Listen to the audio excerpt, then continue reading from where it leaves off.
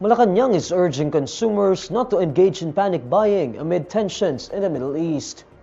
At a press briefing in New York City, Palace Press Officer Claire Castro says there have been no movements in the prices of basic goods based on information from the Department of Trade and Industry.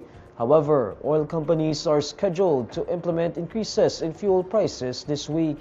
She emphasizes that while Filipinos should be prepared amid the conflict, the public should refrain from panic buying because there is sufficient supply of fuel and basic commodities. Hindi ito ang kagustuhan ng ating gobyerno, pero dahil sa tensyon na nagpapatuloy sa Middle East, kailangan po talagang paghandaan ng mga kababayan natin. Pero hindi po kailangan magkaroon ng panic buying dahil kumpleto naman po at ina pa po ang supply, lalo-lalo ng ating fuel at ng ating mga basic commodities.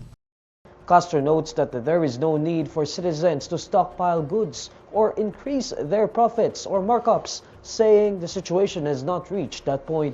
She also warns those who may attempt to hoard fuel supplies of possible legal consequences. The Middle East crisis has triggered global oil price surges, prompting the Philippine government to implement several contingency measures to address the issue.